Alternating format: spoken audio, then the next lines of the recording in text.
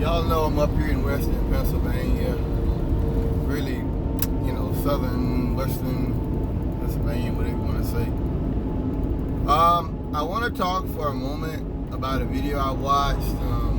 Act TV. I forgot the gentleman's name, but it's talking about GOP starts abandoning Trump. The gentleman in this video, it's Act TV, he's talking about people will eventually start abandoning him, and things like that. I don't think it's so much that they'll abandon him. It's just that people like Trump. There's a show he's come on called The Shield. This dude, Big Mac, he's a dirty cop. He's paid off by a lot of different people. He's dirty.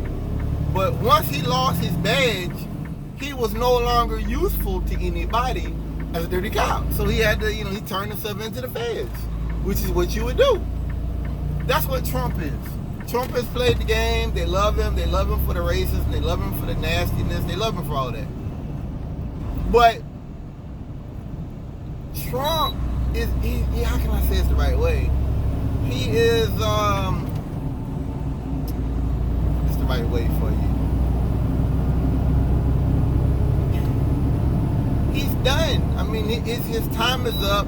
His authority is been taken away almost. He's lost. And so, the police chiefs, the mayors that love him, they have to move on because they want political careers. That's the thing. That's why I say Trump will not have a legacy. He can't. He has no. His legacy is one of violence and of political violence. Hopefully, we can do something about getting that, done away with. But there's nothing to him. There's no future for him.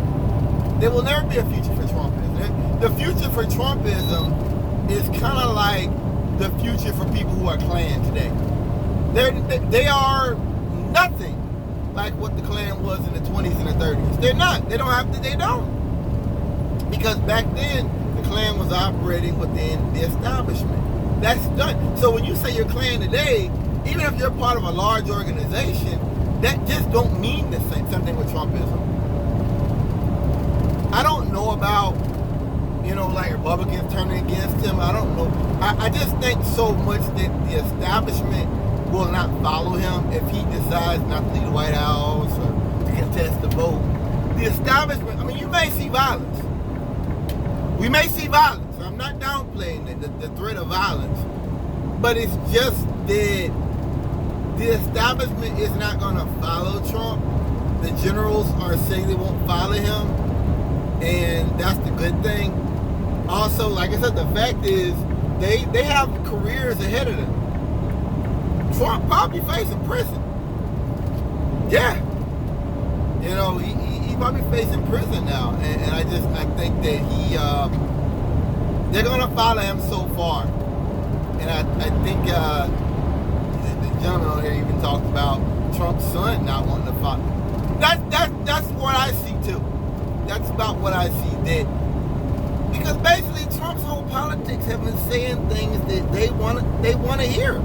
They want to hear you say, "Go back where you come from, Pocahontas." They like to hear that, and that's done. I think that Trump could have gotten more support if he wasn't so brash and arrogant and rude and nasty. Maybe I don't know. That they didn't. That's like talking about Biggie and Tupac, what they could have been. We don't know because they did. I think that if Trump wasn't so arrogant, and I think that's what I hear for the most part with the people is that they don't like the way he says things, but they support much of what he tried to do. That bothers me. That's the stuff that bothers me. I thought about it coming to work today that so much of what the Democratic Party does or what the organized left, the big D Democrats do, it's just buying time. And I know we talk about demographic shifts and, black and brown people becoming, more prominent and all that, but seeing the turnout for Trump after 4 years of hell and chaos, it just made me realize that, and that he got more black men. He did. Not a lie, he got more Hispanics this time. He did. So, that tells the Republican Party you can be as racist and bigoted as you want. Go ahead. You come out, next president come out with a Klan hood on. Hey, you might get a pop. You might.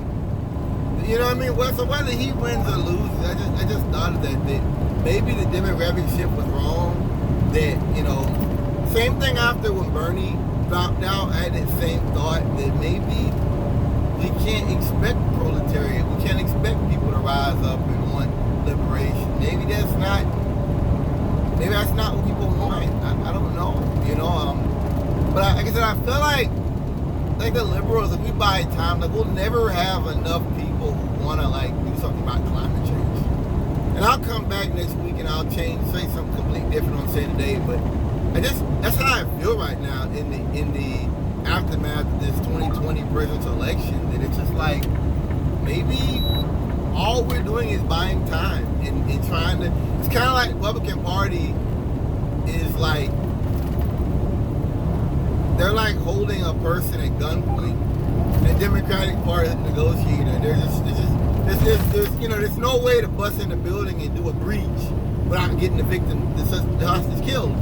But they can buy time and they can be okay, look, we'll get you some water. We got to give them some water and stuff. That's almost how I feel about the political atmosphere at this point. Maybe that sounds overtly negative, but like you said, I think that Republicans will not stand behind Trump. They've already kind of shown you that with the voting, that they're not going to allow Trump to just throw stuff out. That's good. That is definitely a beneficial thing. That is the case. Yeah, that's beneficial. But I don't know, man.